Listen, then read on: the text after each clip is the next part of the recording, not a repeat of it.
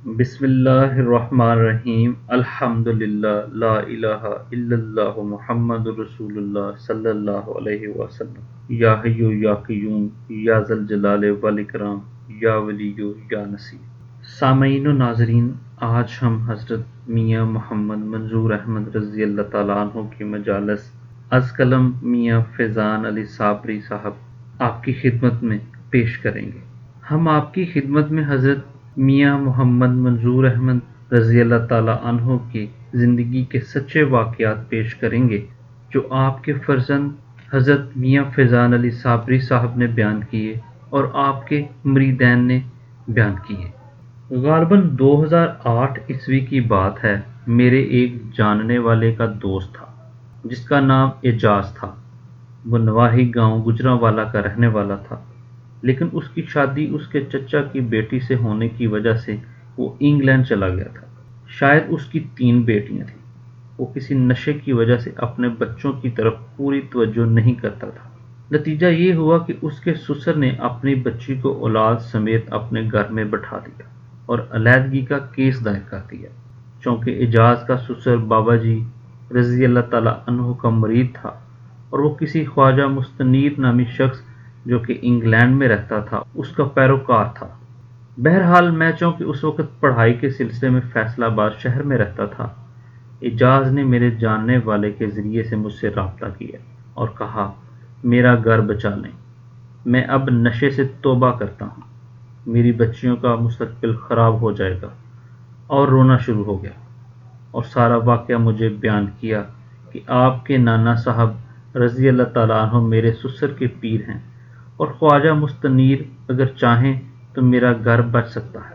میں نے اس کو جواب دیا کہ میں تو کسی مستنیر کو نہیں جانتا، میں تو اس کو فون نہیں کر سکتا۔ بہرحال اس نے کہا صوفی برکت علی رضی اللہ تعالیٰ عنہ کے دربار کے ایک متولی ہیں جنہوں نے اب اپنا الگ مرکز بنا لیا ہے، حکیم ظفر اللہ صاحب کمال پور والے۔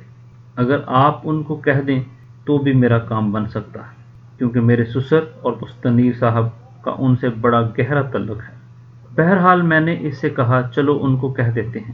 اسی دن ہم ظفر اللہ صاحب کے مرکز چلے گئے۔ ان سے کہا کہ آپ اعجاز کے معاملات طے کروا دیں، ان کی صلح کروا دیں۔ جب ہم نے ان سے عرض کی تو وہ پہلے سے ہی ان کی معاملات سے واقف تھے۔ عرض کرنے لگے میں اس معاملے میں کچھ نہیں کر سکتا، وہ اب طلاق ہی لینا چاہتے ہیں، یہ معاملات ٹھیک نہیں ہو سکتے۔ انہوں نے ہماری بہت خدمت کی اور ہم واپس گھر آ گئے۔ واپسی پر اعجاز نامی شخص نے کہا کہ یار آپ کے والد بھی بڑے روحانی بزرگ اور بابا جی سرکار رضی اللہ تعالیٰ عنہ کے جانشین ہیں، میری ان سے ملاقات کروا دو۔ اگر وہ بھی مستنیر کو فون کر دیں تو شاید میرا معاملہ ٹھیک ہو جائے۔ بہرحال اگلے دن کا پروگرام بنا کر ہم اپنے گھروں کو چلے گئے۔ اگلے دن میں، میرا دوست اور اعجاز مرکز پر آ گئے۔ میاں جی سرکار رضی اللہ تعالیٰ عنہ نے میری وجہ سے ان کی بڑی خدمت کی اور بڑی شفقت سے ان کو بٹھایا، نام پوچھا، پتہ پوچھا اور آنے کی وجہ پوچھی۔ بہرحال اعجاز نے اپنی ساری کہانی میاں جی سرکار رضی اللہ تعالیٰ عنہ سے عرض کی اور اپنی جیب میں سے ایک کاغذ نکالا جس پر خواجہ مستنیر کا فون نمبر تھا اور عرض کرنے لگا کہ میاں جی سرکار رضی اللہ تعالیٰ عنہ اگر آپ مستنیر صاحب کو کہہ دیں کہ یہ میرا ماننے والا ہے اور آپ ان کی صلح کروا دیں تو میری بات بن جائے گی۔ تو میاں جی سرکار نے چند سیکنڈ خاموشی اختیار کی، فرمانے لگے اعجاز پہلی بات تو یہ ہے کہ مستنیر کو میں نہیں جانتا، نہ ہی بابا جی رضی اللہ تعالیٰ عنہ کے حوالے سے میری ان سے کبھی ملاقات ہوئی ہے۔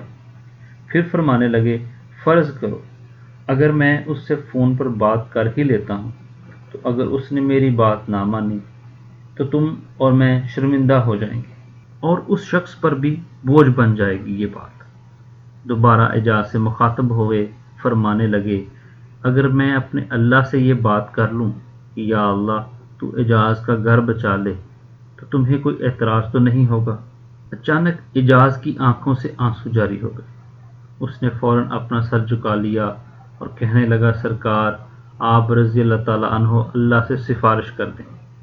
میاں صاحب سرکار رضی اللہ تعالیٰ عنہ راضی ہو گئے، فوراً ہاتھ اٹھا دیے اور دعا کرنے لگے یا اللہ इजाज़ का घर बचा ले और उसके बच्चों को उससे मिला दे। बड़ी लंबी दुआ आप रज़ी अल्लाह ताला अन्हु ने फरमाई।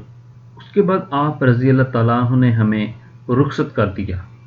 बहरहाल मेरा उसके बाद इजाज़ से किसी किस्म का कोई राब्ता नहीं हुआ। मियाँ जी सरकार रज़ी अल्लाह ताला अन्हु 2014 ईस्वी में पर्दा फरमा गए। कुछ दिन बाद मियाँ जी सरकार रज़ी अल्लाह ताला अन्हु की फातिहा पढ़ने के लिए इजाज़ नामी शख्स दोबारा मरकज़ पर आया। बहरहाल बातचीत के दौरान मैंने उससे फैमिली के मुतल्लिक़ पूछा। उसने बताया कि यार तेरे वालिद तो बड़े अल्लाह के दोस्त थे।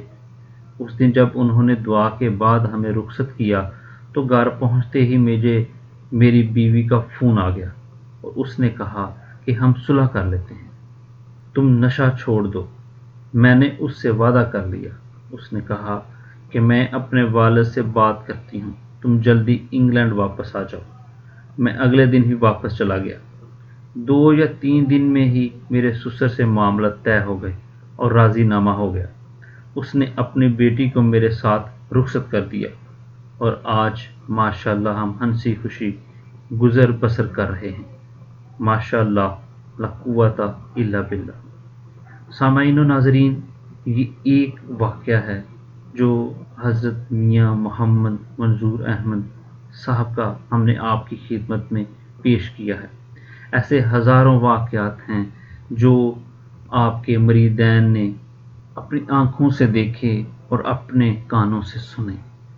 आप रज़ी अल्लाह ताला अन्हु की ज़िंदगी के बारे में जानने के लिए हमारे चैनल को सब्सक्राइब कर लीजिए और बेल आइकन को भी प्रेस कर दीजिए ताकि हमारी आने वाली वीडियोज़ के नोटिफिकेशन आपको मौसूल हो सकें।